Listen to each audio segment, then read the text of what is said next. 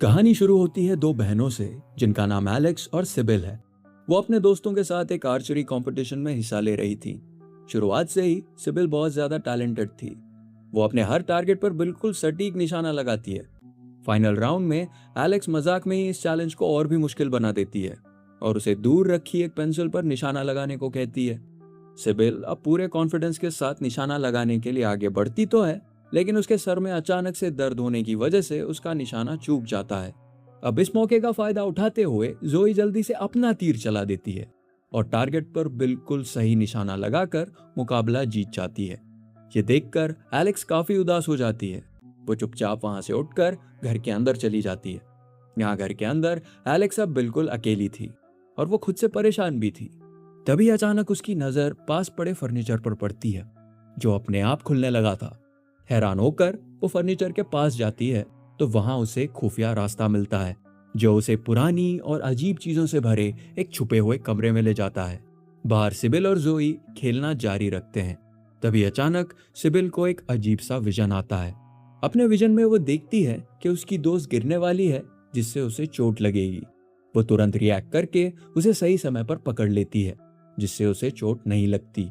जोई ये देखकर हैरान हो जाती है, लेकिन वो इसके पीछे की असली वजह नहीं समझ पाती। यहाँ वापस खुफिया कमरे में एलेक्स को कुछ पुरानी किताबें मिलती हैं। तभी उसे बाहर से अपने पेरेंट्स और अपने दादा निकोलो की आवाजें सुनाई देती हैं। उनकी बातों से ये साफ हो चला था कि उसके पेरेंट्स को किसी जरूरी काम से बाहर जाना है, इसीलिए अब उनके दादा निकोलो दोनों बहनों का ध्यान रखेंगे। जब सब कुछ शांत हो जाता है तो निकोलो समझ जाता है कि एलेक्स यहीं कहीं छुपी हुई होगी और वो उसे ढूंढ लेता है। अब एलेक्स निकोलो को वो किताबें दिखाती है जो उसे उस कमरे में मिली थी और वो एलेक्स से कहता है कि वो इस किताब का खास ख्याल रखे क्योंकि ये उसके लिए बहुत जरूरी है। अब एलेक्स उस किताब को ध्यान से अपने बैग में रखती है कि तभी निकोलो उसके पेरेंट्स को एयरपोर्ट छोड़ने के लिए निकल जाता है। जैसे ही घर खाली होता है दोनों बहनें अपने दोस्तों के पास वापस आती हैं और अब सब मिलकर उस रहस्यमयी किताब को देखने का फैसला करते हैं। जब जोई उस किताब को खोलती है तो उसे अंदर अजीब से नोट्स और पुरानी तस्वीरें दिखती हैं, लेकिन उस किताब में सबसे चौंकाने वाली चीज एक पुराना नक्शा थी जिसे सिबिल ध्यान से देखने लगती है। नक्शे में एक छुपे हुए कमरे का जिक्र था जिसे the portal of space and time कहा जाता है। इससे सभी लोग कंफ्यूज हो जाते हैं क्योंकि उन्होंने घर में इससे पहले कभी ऐसा कोई कमरा देखा ही नहीं। थियो को अब लगता है कि वो कमरा अभी भी कहीं छुपा हो सकता है, इसलिए वो सब दोस्त मिलकर उस कमरे को ढूंढने निकल जाते हैं। जब वो नक्शे में दिखाए गए उस लोकेशन पर पहुंचते हैं तो उन्हें वहां कुछ भी नहीं मिलता, लेकिन तभी सिबिल का ध्यान नक्शे के पीछे लिखे एक जादुई मंत्र पर पड़ता है और जैसे ही वो इस मंत्र को जोर से पढ़ती है एक पिलर के अंदर से एक छुपा हुआ दरवाजा सामने आ जाता है। अब बिना ज्यादा सोचे वो सब दरवाजे के अंदर कदम रखते हैं और खुद को जादुई चीजों से भरे एक कमरे के अंदर पाते हैं। किसी को अब ये समझ नहीं आ रहा था कि यह कमरा बाकी परिवार से आखिर छुपाया क्यों गया है। अब वो आगे बढ़ते हैं और सिबिल को एक कोने में एक अजीब सा पोर्टल दिखाई देता है। इसी बीच एलेक्स को भी जादुई मोतियों से भरा एक बॉक्स मिलता है। जैसे ही वो उस मोती का इस्तेमाल करती है उसके हाथ से आग निकलने लगती है और सब कुछ एक अलग दुनिया जैसा लगने लगता है। लेकिन तभी जोई उस दरवाजे को खोलती है जहां से उन्होंने एंट्री की थी और अब वो जो देखते हैं उससे वो दंग रह जाते हैं। अब वो अपने घर में थे ही नहीं, बल्कि अब वो एक अजीब और रहस्यमय जंगल में पहुंच चुके थे। अब उन्हें लगता है कि शायद वो उसी रास्ते से वापस नहीं जा सकते और वो दूसरा रास्ता ढूंढने के लिए जंगल की गहराइयों में जाने लगते हैं। लेकिन जो वो नहीं जानते वो ये है कि जैसे ही उन्होंने इस दरवाजे से इस दुनिया में एंट्री की वो दरवाजा हमेशा के लिए गायब हो गया। अब वो इस अनजान दुनिया में फंस चुके हैं। यहाँ दूसरी तरफ घर पर निकोलो लौटता है और अपनी पोतियों को ढूंढने लगता है। जाहिर सी बात है वो उसे वहां नहीं मिलती। वो अब तुरंत समझ जाता है कि जरूर कुछ बड़ा और खतरनाक घटा है। इसी बीच जंगल के अंदर लड़कियों को पेड़ों के बीच एक और छुपा हुआ दरवाजा मिलता है और अब वो उसे खोलने की कोशिश करती हैं। उसी वक्त निकोलो को एहसास होता है कि लड़कियां जरूर उस रहस्यमयी जादुई दुनिया में चली गई होंगी। अब इस घने जंगल के बीच में ग्रुप को कुछ अजीब टुकड़े मिलते हैं जो किसी पुराने सिंबल के पार्ट्स लग रहे थे। जब वो इन टुकड़ों को जोड़ते हैं तो वो एक पजल की तरह सही से फिट हो जाते हैं। तभी अचानक वो पजल जोर जोर से हिलने लगता है। डर के वो उसे नीचे गिरा देते हैं और जैसे ही वो पजल जमीन से टकराता है एक अजीब सा क्रीचर उनके सामने प्रकट होता है। और उन पर पत्थर फेंकता है। इस तनाव भरे पल के बाद वो उस क्रीचर से बात करने की कोशिश करते हैं और अब उस क्रीचर को एहसास होता है कि वो लोग उसके दुश्मन नहीं हैं। ये क्रीचर अब अपना इंट्रोडक्शन एगोथ के रूप में देता है, जो इस रास्ते का रखवाला था, यानी कि गार्डियन। एगोथ उन्हें ध्यान से देखता है और फिर उन्हें एक चौंका देने वाली बात कहता है कि ये लड़कियां समय की रखवाली हैं। ये सुनकर एलेक्स अब उसे सीधे से पूछ लेती है कि उसे वापस घर जाना है और उसके लिए उसे क्या करना होगा। इस पर एगोथ उसे समझाता है कि वापस जाने का सिर्फ एक ही रास्ता है, उस जादुई दरवाजे से, और उन्हें इस जादुई दरवाजे को फिर से ढूंढना होगा। हालांकि प्रॉब्लम यह है कि इसके लिए एक खास चाबी की जरूरत है, जिसे द टेम्पेस्ट की कहा जाता है, जिसे बहुत पहले किसी ने कहीं छुपा दिया है। सिर्फ इतना ही नहीं, वो दरवाजा कभी एक जगह टिकता ही नहीं, वो अपनी लोकेशन बदलता रहता है ताकि कोई गलत इंसान उसे ढूंढ ना पाए। अब अचानक उनके पास ही कदमों की आवाज सुनाई देती है। अब इससे पहले कि वो रिएक्ट कर पाते, कई खतरनाक क्रीचर्स उन्हें हर तरफ से घेर लेते हैं। एगोथ अब उन्हें जल्दी से वार्न करता है कि ये क्रीचर्स भी टाइम को कंट्रोल कर सकते हैं, हालांकि थोड़े समय के लिए ही। इसलिए वो उन सबको वहां से भागने को कहता है। अब इसी भागदौड़ में सिबिल बाकियों से अलग हो जाती है। जब वो पीछे मुड़कर देखती है तो वो पाती है कि इन क्रीचर्स ने एलेक्स और एगोथ पर हमला कर दिया है। उनमें से एक क्रीचर उन्हें पकड़ लेता है और उनके साथ वहां से गायब हो जाता है। उसी पल पेड़ की जड़ों से बना एक बड़ा मॉन्स्टर भी जोई पर हमला करता है, लेकिन आखिरी सेकंड में वो अपने हाथ से टाइम को फ्रीज करके वहां से बच निकलती है।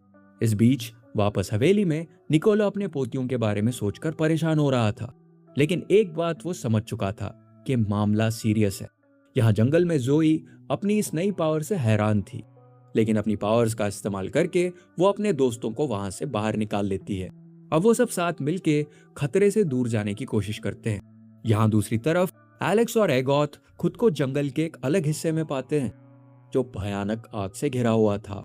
अब अगले सीन में हम उस खतरनाक क्रीचर को भी देखते हैं, जो अभी भी उनका पीछा कर रहा था। वो एलेक्स पर फिर से हमला करने की कोशिश कर रहा था, लेकिन एलेक्स जल्दी से अपने बैग से उस पर वार करती है, जिससे वो डर कर पीछे हट जाता है। जब एलेक्स एगोथ की तरफ देखती है तो उसे एहसास होता है कि वो बुरी तरह जख्मी है। एगोथ अब उसे भरोसा दिलाता है कि वो उसे बचा सकती है, लेकिन उसे अपने जख्मों का इलाज कराना होगा। वो एलेक्स से कहता है कि वो उसे उसके दोस्त ग्रियर के पास ले चले, जो उसकी मदद कर सकती है, और बदले में वो उसे उसके दोस्तों से मिलाने का वादा करता है। दूसरी तरफ सिबिल और बाकी लोग उस बड़े मॉन्स्टर से जान बचाकर भाग रहे थे। अचानक से एक वेलोसिरैप्टर उनके सामने आ जाता है और उस क्रीचर पर हमला कर देता है। उसी वक्त एक तीर मॉन्स्टर की आंख में लग जाता है, जिससे वो पीछे हटने पर मजबूर हो जाता है। तभी हम एक जवान आर्चर को वहां देखते हैं, जो आगे आता है। वो लड़कियों को शांत कराता है और अपने साथी शैडो का इंट्रोडक्शन देता है। उस लड़के का नाम था पैम्फिलस, जो कि अटलांटिक गार्ड का एक पुराना सैनिक है। जैसे उसे पता चलता है कि ये लड़कियां समय की रखवाली हो सकती हैं, वो एक्साइटेड हो जाता है और अब तक जो कुछ भी घटा सिबिल पैम्फिलस को समझा देती है। इसके बाद पैम्फिलस अपने दोस्त शैडो को एलेक्स को ढूंढने के लिए भेज देता है। बाद में वो बताता है कि इस जगह का नाम कहूरिस है, एक ऐसी दुनिया जहां से समय की शुरुआत होती है। ये सुनकर लड़कियों को लगता है कि शायद पैम्फिलस ही उनकी एक आखिरी उम्मीद है, इसलिए वो उसका साथ देने का फैसला करती है। इस बीच एलेक्स किसी तरह एगोथ को ग्रियर के घर ले जाने में कामयाब होती है और अब ग्रियर एगोथ का इलाज करने में लग जाती है। एलेक्स इस अजीब सी दुनिया के बारे में अभी भी कंफ्यूज थी। ग्रियर तब उसे बताती है कि एगोथ को गलत तरीके से फॉरेस्ट ऑफ ऑब्लिवियन में कैद किया गया है और इस दुनिया के लीडर्स ने उसे सजा के तौर पर यहाँ बांध रखा है। उसी वक्त सिबिल और उसका दोस्त पैम्फिलस के साथ इस रहस्यमय दुनिया को एक्सप्लोर करने निकल पड़ते हैं। कुछ देर बाद वो एक खंडर शहर में पहुंचते हैं, जहां पैम्फिलस इस दुनिया के बारे में बताना शुरू करता है। वो समझाता है कि कहूरिस एक ऐसी जगह है जो इंसानी दुनिया और पाताल लोक को जोड़ती है। इसका निर्माण एक बड़े युद्ध के बाद हुआ, जो क्रोनोस और प्रोमीथियस नाम के दो योद्धाओं के बीच लड़ा गया। उस युद्ध में क्रोनस हार गया था और उसे बाहरी दुनिया में कैद कर दिया गया, जबकि प्रोमीथियस ने इंसानों के बीच ही रहने का फैसला किया और अपना खुद का राज्य बनाया। लेकिन असली खतरा अभी खत्म नहीं हुआ, क्योंकि क्रोनोस एक दिन वापस लौटेगा ताकि वो दोनों दुनिया को मिटा सके और सब पर राज कर सके, और उसे रोकने की ताकत सिर्फ गार्डियंस ऑफ टाइम के पास ही होगी। खंडरों से गुजरते हुए ग्रुप का ध्यान उन मूर्तियों पर जाता है जो अभी भी बिल्कुल सही कंडीशन में खड़ी थी। लेकिन जब वो उन मूर्तियों को पास से देखते हैं तो वो दंग रह जाते हैं, क्योंकि वो मूर्तियां बिल्कुल उन्हीं जैसी दिख रही थी। ये देखकर सिबिल कंफ्यूज हो जाती है और कहती है कि उनकी मूर्तियां यहाँ क्या कर रही हैं। उन्होंने ऐसा कोई काम तो किया नहीं कि उनकी मूर्तियां खड़ी की जाएं। इसके बाद पैम्फिलस उन्हें समझाता है कि उन्हें 3 टाइम क्रिस्टल्स को ढूंढना होगा। वो उन्हें यह भी बताता है कि सिर्फ वही लोग उन मंदिरों में एंट्री कर सकते हैं जो टाइटन्स के वंशज हैं। उसके बाद वो उन्हें एक टावर पर ले जाता है और बताता है कि ये जगह कभी एवलॉन नाम के एक एम्पायर के नाम से जानी जाती थी। वहां पर पैम्फिलस सिबिल को एक जादुई चीज देता है और कहता है कि सिबिल और उसके दोस्त सच में समय के रखवाले हैं। अब जैसे ही सिबिल अपनी आंखें बंद करती है, कुछ ही सेकंड्स में उसका रूप पूरी तरह बदल जाता है। वो अब खुद को एक योद्धा के रूप में पाती है और उसके हाथ में एक ताकतवर धनुष था।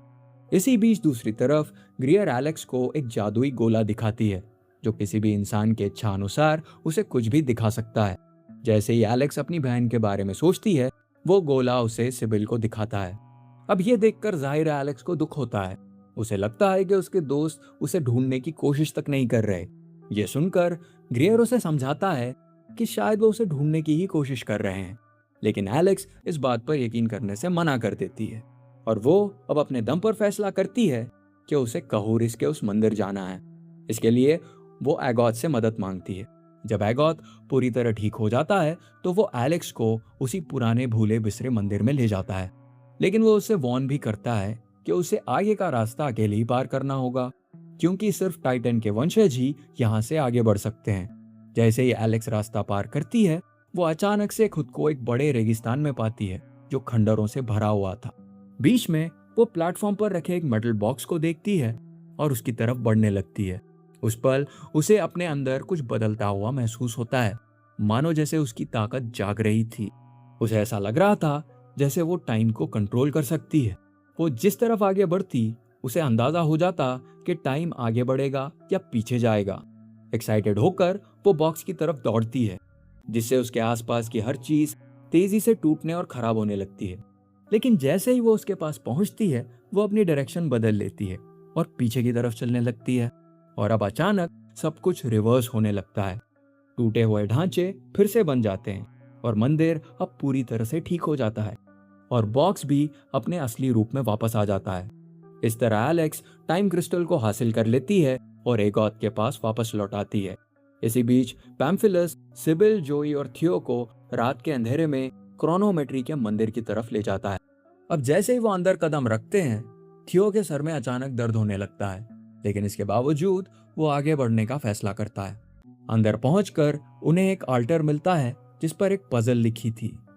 जैसे ही सिबिल इसे पढ़ती है, दीवार पर एक बड़ा आवर ग्लास सामने आ जाता है। अब उनके पास समय काफी कम था।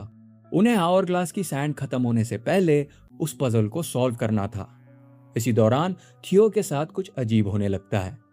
वो अपनी जिंदगी का हर एक पल सेकंड बाय सेकंड याद करने लगती है। तभी उसे अपने पावर का एहसास होता है, जो कि थी परफेक्ट मेमोरी, यानी कि सटीक याददाश्त। मतलब वो सब कुछ बिल्कुल साफ साफ याद कर सकती है, लेकिन पुरानी यादें उसे बेहोश करने लगती है, जिससे वो अपना कंट्रोल खोने लगती है। उस पल जोई जल्दी से अपनी पावर का इस्तेमाल करके मंदिर के अंदर का टाइम फ्रीज कर देती है, जिससे रेत का गिरना रुक जाता है। इससे उन्हें कुछ एक्स्ट्रा टाइम मिल जाता है और वो सब मिलकर थियो को शांत करते हैं। जब थियो वापस कंट्रोल में आती है, तब उसे याद आता है कि उसने ये पजल निकोलो की किताब में देखी थी। वो तुरंत सिबिल से कहती है कि वो एंट्रेंस पर रखे उस आवर ग्लास को उठाए और उसे आल्टर पर रख दे। सिबिल बिल्कुल ऐसा ही करती है और जैसे ही आवर ग्लास उल्टा रखा जाता है, पजल सॉल्व हो जाती है। अचानक उनके सामने टाइम क्रिस्टल ऑफ क्रोनोमेट्री प्रकट हो जाता है।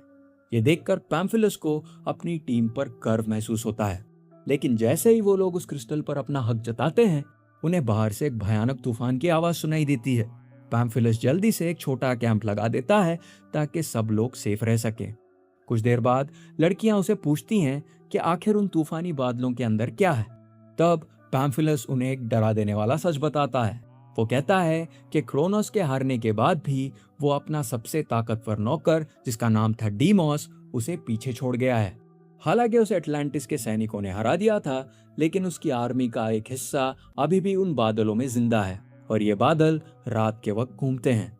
ये सुनकर सिबिल परेशान हो जाती है और एलेक्स के बारे में सोचने लगती है, लेकिन पैम्फिलस उसे तसल्ली देते हुए कहता है कि कहूरिस के लोग ऐसे खतरों से बचना जानते हैं। वहीं दूसरी तरफ ग्रियर की जगह पर एगोथ एलेक्स को गुड बाय कहता है, क्योंकि उसे कुछ देर के लिए कहीं जाना था। इस पे एलेक्स उससे पूछती है कि क्या वो उसके साथ चल सकती है, जिस पर एगोथ उसे मना कर देता है, ये कहते हुए कि फिलहाल उसके लिए सबसे सेफ जगह यही है, जब तक कि वो अपनी ताकत को कंट्रोल करना पूरी तरह से सीख नहीं लेती।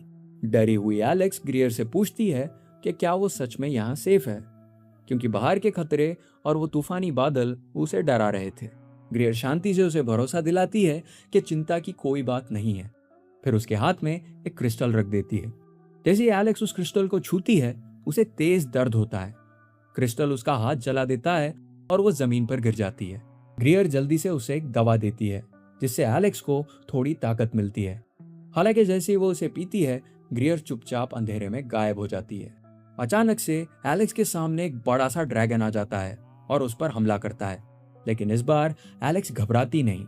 जैसे ही हमला होता है, वो एक एनर्जी शील्ड बना लेती है जो उसकी रक्षा करता है। फिर वो अपने आसपास की चीजों का इस्तेमाल करके छत से एक बड़ा पत्थर गिरा देती है, जिससे ड्रैगन पीछे हटने पर मजबूर हो जाता है। लड़ाई खत्म होने के बाद ग्रियर वापस आती है और एलेक्स को संभालती है। वो उसे भरोसा दिलाती है कि अब वो उसे कोई नुकसान नहीं पहुंचा सकता। अब यहाँ वो उसे एक बड़ा सच बताती है। दरअसल एलेक्स के अंदर एक ऐसी ताकत जाग गई है जो उसके आसपास की हर चीज को बदल सकती है, और ये एबिलिटी किसी भी दूसरे रखवाले की ताकत से कहीं ज्यादा खतरनाक और पावरफुल है। ग्रियर उसे आराम करने को कहती है और बताती है कि बहुत जल्द वो एक असली रखवाले की तरह खड़ी होगी और अपने दोस्तों के साथ मिलकर लड़ेगी। अगली सुबह सिबिल, जोई और थियो कैंप में उठते हैं। पैम्फिलस अब उन्हें बताता है कि अब उन्हें टेम्पल ऑफ क्रोनोमेट्री की तरफ बढ़ना होगा। तभी एगोथ उनके सामने आ जाता है और कहता है कि एलेक्स सेफ है। इसके बाद वो उन्हें एलेक्स की लोकेशन दे देता है। यह सुनकर सबको सुकून मिलता है, लेकिन जब पैम्फिलस एगोथ को कुछ खास प्रोटेक्टिव पत्थरों के पास देखता है तो उसे शक होने लगता है। वो जोई को वार्न करता है कि वो क्रिस्टल्स को एगोथ के हाथ में ना दे, क्योंकि कहूरिस में कई क्रीचर्स ने इन पावर्स की तलाश में पता नहीं क्या क्या किया है। इसी बीच एगोथ ग्रियर से कांटेक्ट करता है, जो उसे बताती है कि अब एलेक्स पूरी तरह से तैयार हो चुकी है। अब यहाँ ग्रियर अपनी असली चाल चलती है। वह बड़े शातिर तरीके से एलेक्स से झूठ बोलती है कि पैम्फिलस ने उन्हें धोखा दिया है, और वो सारे क्रिस्टल्स लेकर आखिरी मंदिर की तरफ जा रहा है ताकि वो उस पावर पर अपना हक जमा सके। ये सुनकर एलेक्स परेशान हो जाती है। ग्रियर उसे बताती है कि अगर वो अपने दोस्तों को बचाना चाहती है तो उसे एक गुफा के अंदर सारे क्रिस्टल्स इकट्ठे करने होंगे। सिर्फ तभी वो बाहर जाकर उनकी मदद कर पाएगी। प्रेशर और गुस्सा एलेक्स को अंदर से तोड़ने लगता है। वो मानती है कि उसने हमेशा खुद को सबसे कमजोर समझा है। तभी उसके आसपास एक अजीब एनर्जी फैलने लगती है और कुछ ही सेकंड्स में उसका शरीर तेजी से एज होने लगता है। अब वो पहले से कहीं ज्यादा ताकतवर और तेज हो गई थी। इसी बीच पैम्फिलस लड़कियों को मंदिर की तरफ ले जाने लगता है और एगोथ भी उनके साथ था, जो उन्हें रास्ता दिखा रहा था। रास्ते में पैम्फिलस उन्हें एक पुरानी कहानी बताता है कि कैसे उन्होंने एक बार डीमोस को हराया था। वो बताता है कि एक बड़ा पत्थर था जो पुराने सिंबल से ढका हुआ था, और उसकी मदद से डीमोस को हमेशा के लिए सील कर दिया गया था। बाद में अटलांटिस की आर्मी ने उस पत्थर को टुकड़ों में तोड़ दिया और उन्हें जंगल में बिखेर दिया, ताकि कोई उसे फिर से जोड़कर डीमोस को आजाद ना कर सके। ये सुनकर लड़कियां हैरान रह जाती हैं। अब वो आखिरकार मंदिर पहुंच जाते हैं, पर जब वो अंदर कदम रखते हैं तो वहां कुछ नहीं होता। ये देखकर सब कंफ्यूज हो जाते हैं। वो ये समझ नहीं पाते कि यहाँ क्या गलत हो रहा है। अचानक एलेक्स वहां पहुंचती है, जिसके हाथ में वो क्रिस्टल होता है। याद रहे कि ये क्रिस्टल उसने खुद ही हासिल किया था। एगोथ तुरंत उसकी तरफ बढ़ता है, लेकिन उसी पल सब कुछ बदल जाता है। अपनी पावर्स का इस्तेमाल करके एलेक्स पैम्फिलस को एक बड़े पत्थर के अंदर कैद कर देती है। सिबिल अपनी बहन से बात करने की कोशिश करती है और उसे बताती है कि वो उसके लिए कितनी परेशान थी, लेकिन एलेक्स अब किसी पर भरोसा नहीं करना चाहती। तभी एगोथ इस मौके का फायदा उठाता है और एक क्रिस्टल छीन लेता है, जिससे सिचुएशन और भी ज्यादा खतरनाक हो जाती है। बाकी लोग एलेक्स को समझाने की कोशिश करते हैं कि एगोथ झूठ बोल रहा है, लेकिन वो उनकी बात मानने से साफ इनकार कर देती है और बाकी क्रिस्टल्स मांगने लगती है। अब वहां की सिचुएशन कंट्रोल से बाहर हो जाती है और एलेक्स की गुस्से और अनस्टेबल पावर्स की वजह से एक बड़ा स्टोन मॉन्स्टर उनके सामने आ जाता है, लेकिन एलेक्स उसे एक पल में ही मिटा देती है। इसी अफरा तफरी के दौरान पैम्फिलस भी खुद को आजाद करने में कामयाब हो जाता है। मौके का फायदा उठाते हुए पैम्फिलस एक जादुई स्पेल का इस्तेमाल करता है और एगोथ का असली रूप सबके सामने ले आता है। एगोथ कोई और नहीं बल्कि खुद डेमोस है, जो शुरुआत से ही उन्हें धोखा दे रहा था। ये सच जानकर एलेक्स अंदर से टूट जाती है। उसे लगता है कि सबने मिलकर उसे धोखा दिया है। वो उनके साथ लड़ने से इनकार कर देती है, लेकिन उसके अंदर का पछतावा और गुस्सा इतना बढ़ जाता है कि वो अपनी पावर्स का कंट्रोल खो देती है। अब एलेक्स के आसपास एक खतरनाक एनर्जी फील्ड बन जाती है, जो उसके रास्ते में आने वाले हर चीज को तबाह कर देती है। अब सिचुएशन बहुत क्रिटिकल थी, फिर भी सिबिल हिम्मत करके उसकी तरफ आगे बढ़ती है। क्रिस्टल को अपने हाथ में लिए वो धीरे धीरे एलेक्स के पास जाती है और आखिरकार उसका हाथ पकड़ लेती है। जैसे ही दोनों बहनें कनेक्ट होती हैं, एलेक्स की पावर शांत हो जाती हैं और सब कुछ नॉर्मल हो जाता है। एलेक्स अब अपनी असली एज में वापस आ जाती है। ये देखकर सिबिल सुकून की सांस लेती है, ये जानते हुए कि उसने अपनी बहन को बचा लिया। लेकिन तभी डीमोस डिक्लेयर करता है कि अब उसे एलेक्स की कोई जरूरत नहीं है। उसी पल ग्रेयर सबके सामने आती है, लेकिन इस बार वो एक बड़े ड्रैगन के रूप में थी। धोखा खाने के बाद गुस्से में एलेक्स अपनी पावर्स का इस्तेमाल करके उसके खिलाफ लड़ने लगती है। अब सारी लड़कियां बार बार टाइम में ट्रैवल करने के लिए क्रिस्टल का इस्तेमाल करने लगती हैं, ये ढूंढने की कोशिश में कि डीमोस को कैसे हराया जाए। अब सारी लड़कियां बार बार टाइम ट्रैवल करने के लिए क्रिस्टल्स का इस्तेमाल करने लगती हैं। उन्हें बस ये जानना था कि डीमोस को कैसे हराया जाए। कुछ देर के लिए वो उसे रोकने में कामयाब तो होती हैं, लेकिन धीरे धीरे डीमोस उन पर भारी पड़ने लगता है। आखिर में वो उन्हें घेर लेता है और एक क्रिस्टल को तबाह भी कर देता है, ये कहते हुए कि अब उसे इसकी कोई जरूरत नहीं है, क्योंकि उसका असली मकसद समय के रखवालों को खत्म करना है, ताकि क्रोनोस को वापस लाया जा सके। आखिरी पल में जोई एक बार फिर टाइम को फ्रीज कर देती है और इसका फायदा उठाते हुए एलेक्स टूटे हुए क्रिस्टल को ठीक करने में लग जाती है, जबकि सिबिल हमला करने के लिए रेडी हो जाती है। जैसे ही टाइम फिर से रिस्टार्ट होता है, डेमोस हमले को रोक देता है। तभी सिबिल अपने पावर का इस्तेमाल करके पास्ट में टाइम ट्रैवल करती है। वहां पर वो अपने दादा निकोलो के स्टडी रूम में पहुंचती है, जहां उसे एक खास ऑब्जेक्ट मिला था जो तीनों क्रिस्टल्स को एक में जोड़ सकता है। वो उसे लेकर वापस आने की कोशिश करती है, लेकिन डेमोस वहां भी उसका पीछा करता है। तभी निकोलो सामने आकर डीमोस को पीछे हटने पर मजबूर कर देता है। निकोलो अब सिबिल से कहता है कि उसे वापस जाकर लड़ाई को खत्म करना होगा, जबकि वो दुश्मन को रोकने के लिए पीछे रुक जाता है। प्रेजेंट में वापस आकर सिबिल एलेक्स से कहती है कि वो निकोलो के बैग में उस ऑब्जेक्ट को ढूंढे। इसी दौरान पैम्फिलस और उसका साथी शैडो ड्रैगन को बिजी रखते हैं। दोनों बहनें इन तीनों क्रिस्टल्स को उस खास ऑब्जेक्ट के अंदर रखने में कामयाब हो जाती हैं।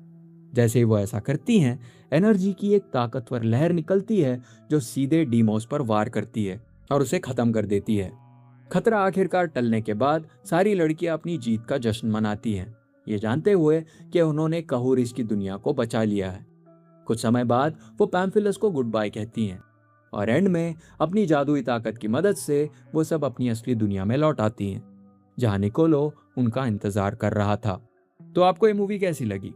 अपने थॉट्स नीचे कमेंट्स में शेयर जरूर करना। अगर आपको ये मूवी एक्सप्लेनेशन पसंद आया तो वीडियो को लाइक करना मत भूलना, और ऐसे ही और अमेजिंग स्टोरीज के लिए हमारे चैनल को सब्सक्राइब करना मत भूलना। तो आज के लिए बस इतना ही दोस्तों, मिलते हैं अगले वीडियो में।